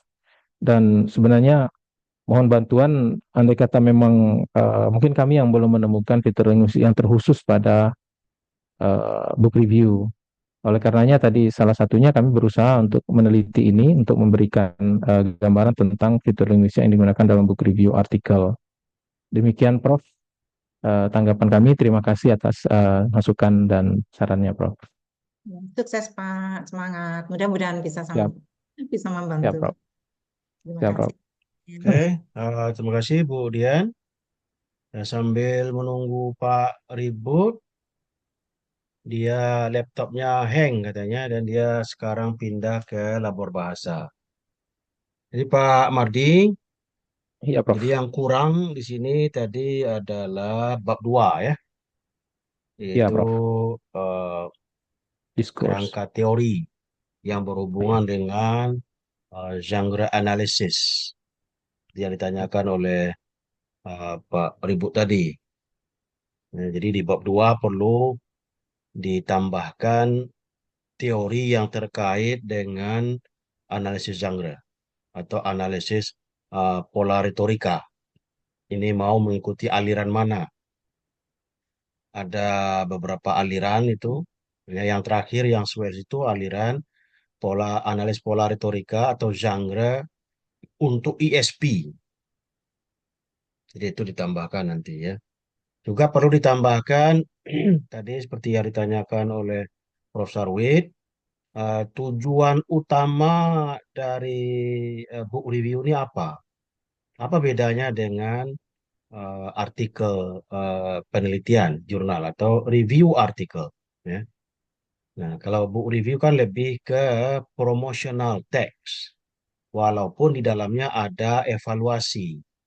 Ya, sementara artikel lebih ke evaluasi, ya, dan ada juga promosinya, yaitu promosi hasil penelitian atau novelty. Ya. Nah, yang ketiga, dalam daftar pertanyaan wawancara nanti itu akan dimasukkan hasil analisis pola retorika dan fitur linguistik, ya. Eh, itu akan melengkapi, ya. Eh, karena kalau disiapkan pertanyaan sekarang pasti akan sangat umum, ya, karena Pak Mardi belum tahu hasil analisis buku reviewnya. Nanti setelah diketahui, ya, jadi wawancaranya itu terakhir, ya, jangan Baik. sekarang wawancara, ya, analisis dulu pola retorika dan fitur linguistik. Nah, nanti akan muncul pertanyaan-pertanyaan. Kalau seandainya bervariasi antara satu jurnal ke jurnal yang lain, nah, itu bisa menjadi input, ya, pertanyaan untuk wawancara. Baik, Prof. Jadi eh, itu melengkapi daftar pertanyaan wawancara, ya, dari hasil analisis book review articles, ya. Lalu yang keempat, tolong dibaca lagi eh, guidelines, ya, for authors itu, ya, petunjuk atau pedoman penulisan review artikel di setiap jurnal yang menerima atau menerbitkan book review artikel itu. Ya, mungkin ada perbedaan-perbedaannya. Nah, sehingga nanti itu menjadi dukungan atau alasan utama mengapa memilih 9 jurnal itu dan mengapa memilih jumlah artikel yang tidak sama, ya, dari setiap jurnal, ya. Di samping alasannya tadi karena memang jurnal itu beda-beda jumlah artikel yang mereka terbitkan per tahun, ya, atau per isu. Nah, itu, ya. Jadi menambah rasional, ya, memilih jurnal 9. Lalu yang terakhir dari saya, tadi Prof. Sarif juga bertanya, ya, bahwa ada campur tangan atau sumbangsih reviewer, ya, ataupun editor ataupun publisher buku terhadap hasil book review atau manuskrip book review yang ditulis oleh penulis. Nah, ini perlu dijelaskan, ya, bahwa penelitian ke uh, teks, ya, written text itu ada dua bentuknya. Yang pertama pada proses oriented, yang kedua pada hasil, ya, product oriented. Nah, karena ini lebih ke product oriented, tidak banyak melihat proses, maka ini nanti bisa menjadi keterbatasan, ya, penelitian, bahwa hasil penelitian ini berdasarkan artikel yang sudah terbit yang tentu ada sumbangsih atau masukan koreksian, ya, dan editing dari orang lain. Jadi tidak murni hasil penulis, ya, tidak murni hasil penulis karena sudah melalui proses revisi, review, dan lain-lain, ya. Jadi itu beberapa catatan, ya, yang tadi dari banyak pertanyaan dari Pak Ribu Wahyudi, dari Bu Irma, dari Prof. Sarwi, dan dari Bu Dian, ya. Nah, sepertinya Pak Ribu Wahyudi belum masuk di Zoom. Ya, apabila ada mahasiswa yang ingin bertanya, ya, silakan. Ada yang ingin bertanya dari yang hadir di Zoom?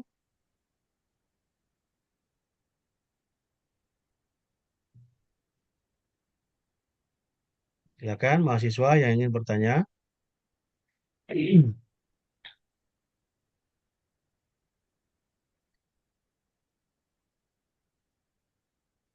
Nggak ada.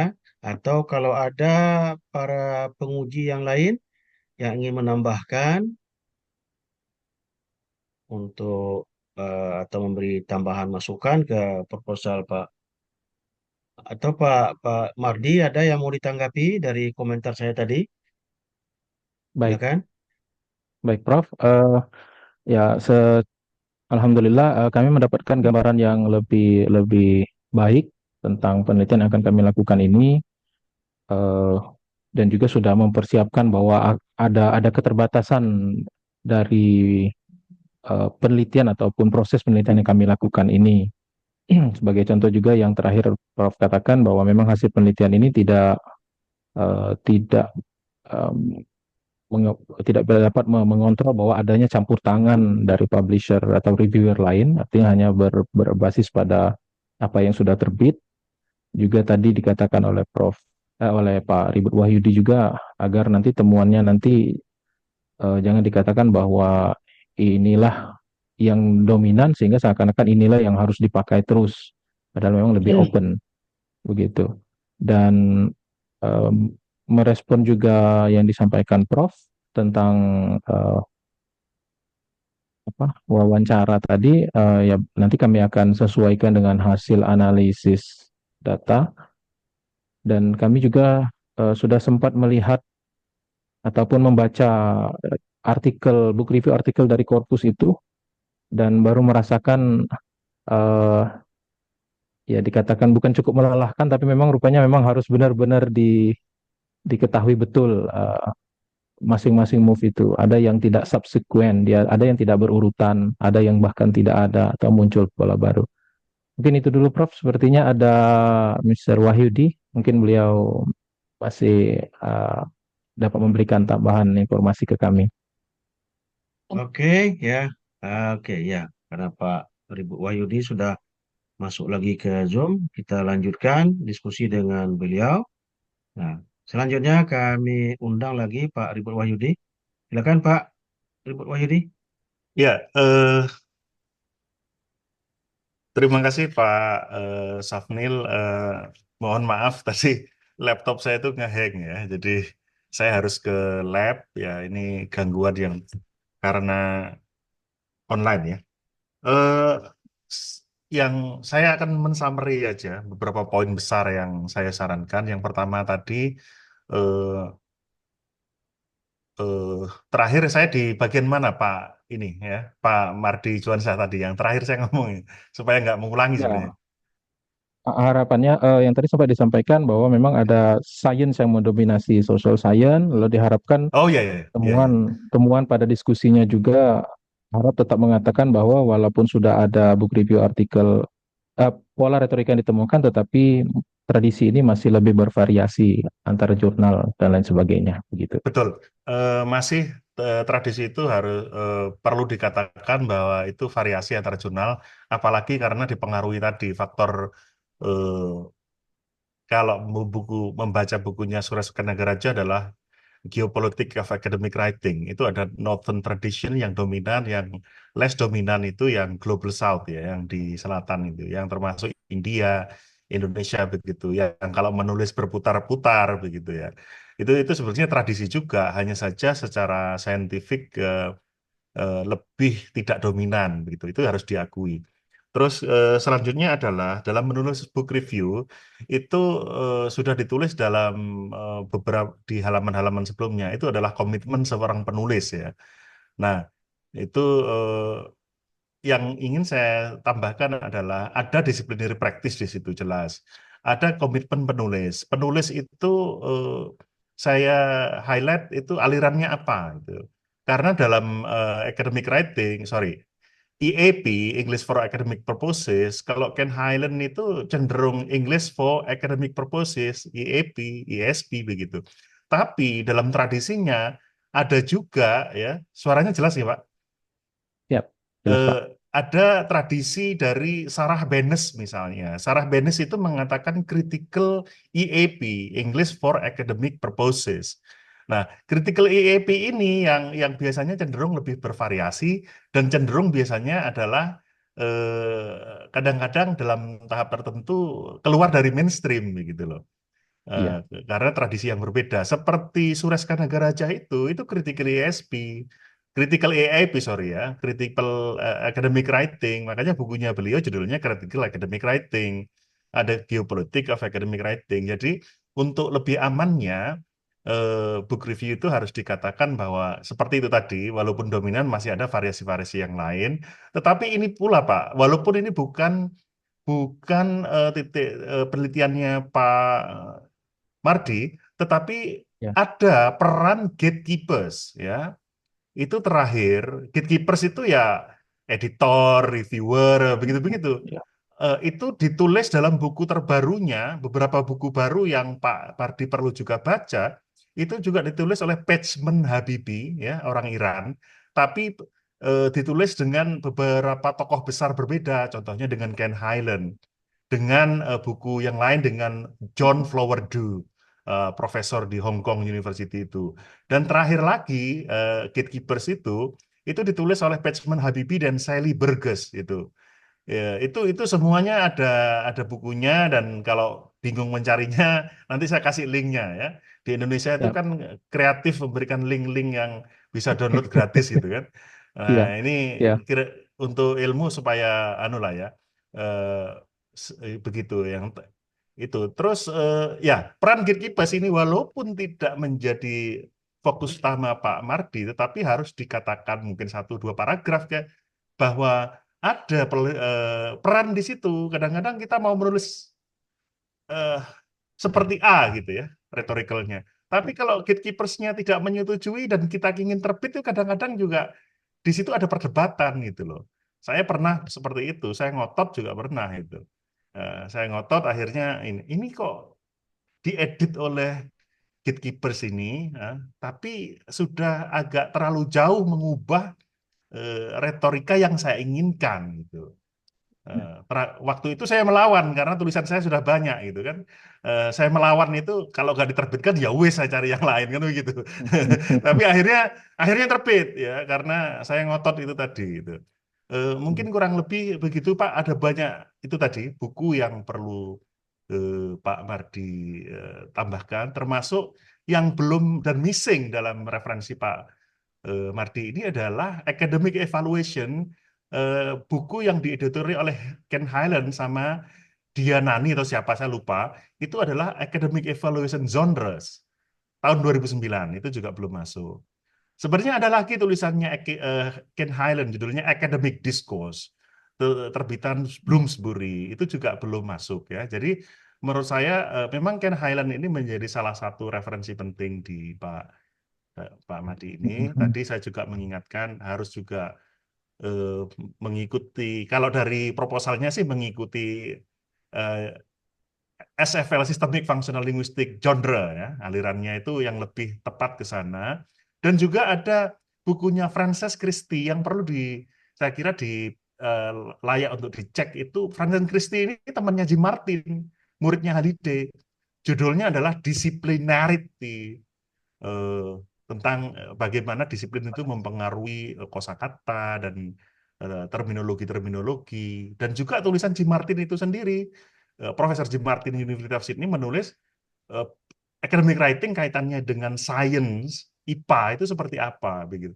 Walaupun itu tidak menjadi tokoh, maksud saya tidak menjadi core utama, tetapi di situ kan ketika IPA itu cenderung kosakatanya seperti itu, disciplinary practice-nya seperti itu akan sangat membantu saya kira. Saya kira begitu saja catatan saya, nanti banyak tertulis saja ya, Pak Mardi. Yep. Dan Pak Safril, terima kasih atas waktunya. Saya siap mendengarkan paparan lebih lanjut. Terima kasih. Oke, terima kasih Pak Ribut. Pak Mardi, silakan. Baik, terima kasih Pak Wahyudi. Saya juga sudah cukup banyak nih catatan, mungkin akan saya baca lagi ini. Dan memang saya harus mengakui, saya memang harus lebih banyak membaca lagi referensi, dan alhamdulillah jika memang ada link yang mungkin kami bisa dapatkan, Pak Wahyudi, tentang apa namanya evaluative genre yang terakhir ini, kemudian tentang apa adanya campur tangan bookkeeper, itu juga sejalan dengan yang ditanyakan oleh Prof. Sarwit tadi. Tentu perbedaan itu tidak hanya disebabkan oleh masalah rhetorical pattern saja, tetapi bisa juga karena adanya campur tangan dari reviewer, mungkin editor dan lain sebagainya. Begitu, Pak Wahyudi. Oke, kita masih punya waktu sekitar 10 menit. Ya, saya berikan kesempatan kepada yang penguji yang lain kalau masih ada yang ingin disampaikan. Mulai dari Bu Irma mungkin kalau ada masih ada. Pak. Em,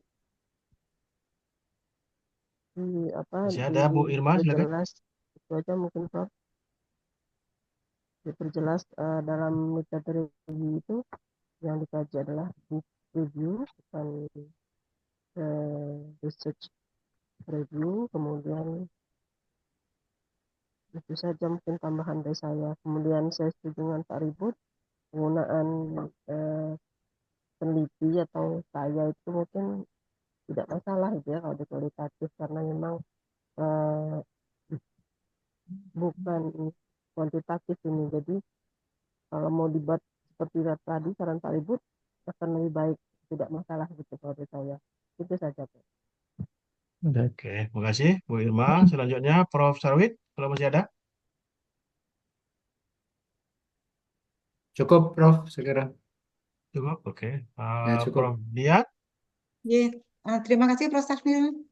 Saya ingatkan Pak Yuansah ya, Pak Madi. Tadi Prof. ya. Ribut menjelaskan Prof. Ribut dan Prof. Sawit kayaknya menjelaskan tentang indikator pemilihan datanya ya.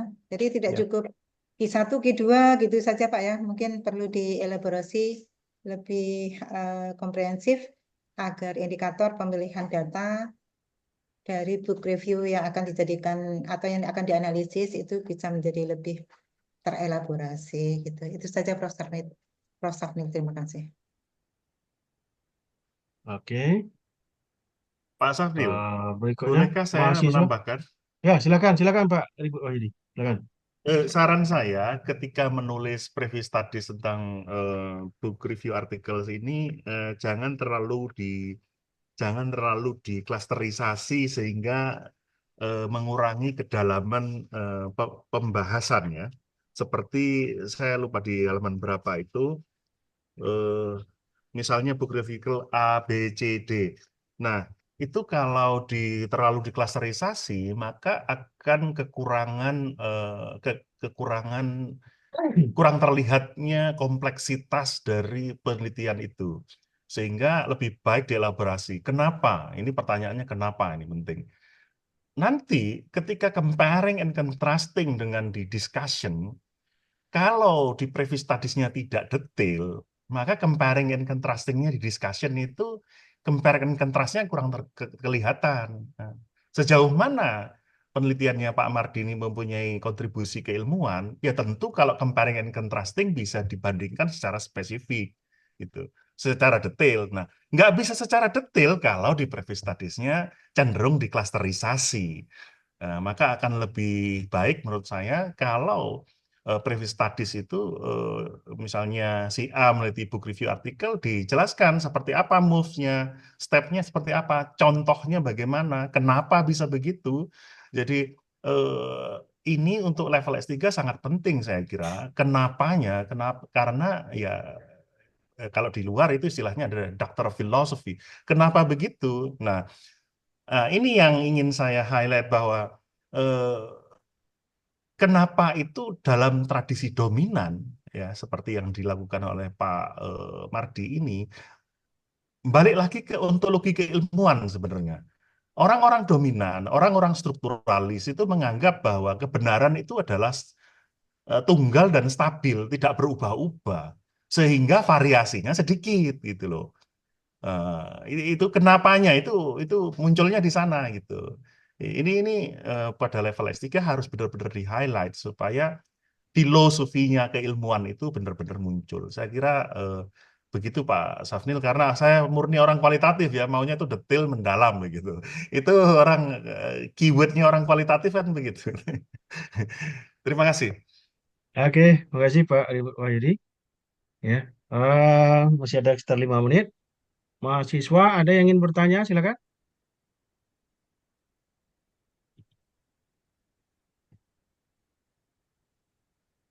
Oke, kalau tidak ada ya tadi yang terakhir saran Pak Ribut Wahyudi ya Pak Mardi di dalam Ya, paragraf itu di bagian kajian pustaka literature review itu di literacy. dalamnya itu sudah ada pernyataan contrastingnya itu di mana. Jadi tidak muncul hanya di kesimpulan gitu.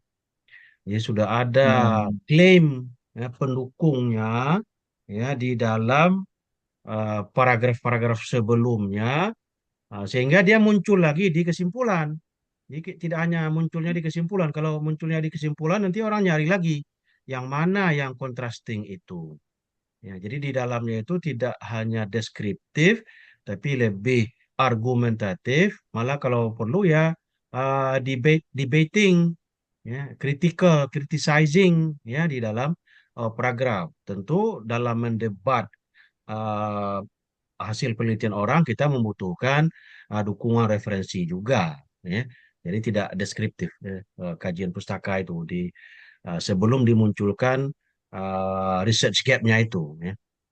Jadi jangan hanya muncul di kesimpulan saja ya. Oke.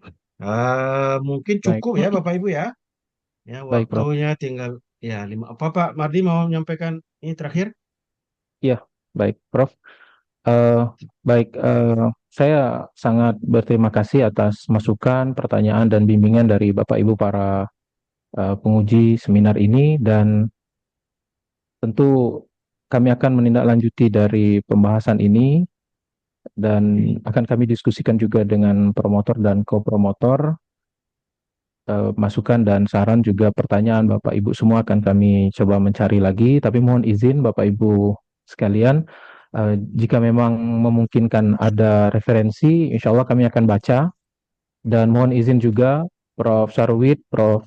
Dian, Bu Irma, dan khususnya Prof. Ribut Wahyudi, kami mungkin akan menghubungi juga jalur pribadi untuk bertanya lagi. Siapa tahu catatan-catatan kami ini ketika dibaca lagi kemudian justru hilang pemahamannya. Kami mohon izin untuk menghubungi dan bertanya lagi nantinya. Mudah-mudahan akan lebih memberikan perbaikan dari penelitian yang akan kami lakukan ini. Oke, cukup. Oke, terima kasih banyak ya Bapak Ibu, ya mulai dari Pak Ribut Wahyudi, Prof. Sarwit, Ibu Irma Diani dan Prof. Dian beserta para kolega mahasiswa, ada yang dari semester 3 dan juga yang dari semester 1 dan juga dari program S2 Pendidikan Bahasa Inggris. Terima kasih atas kehadirannya ya. Semoga kegiatan kita ini mendapatkan manfaat dan dianggap sebagai sebuah amal ibadah oleh Allah Subhanahu wa taala dan mendapatkan pahala yang berlipat ganda. Amin ya rabbal alamin. Mari kita tutup acara seminar ini dengan mengucapkan Alhamdulillahirabbil alamin. Alhamdulillah. Demikian dari saya, lebih dan kurang mohon maaf. Wabillahi taufiq wal hidayah. Wassalamualaikum warahmatullahi wabarakatuh. Terima kasih Waalaikumsalam. semuanya Bapak Ibu. Nanti kita kembali lagi jam 1 ya untuk Pak Jamal. Ya. Terima kasih Prof. Safnil, Prof. Oke, Ribut. makasih, makasih, Terima kasih makasih Pak. Pak Ribut. Terima Ya, kasih semuanya. ya, ya, ya, makasih. Ya. Bapak Ibu mahasiswa, terima Iya. kasih. Iya.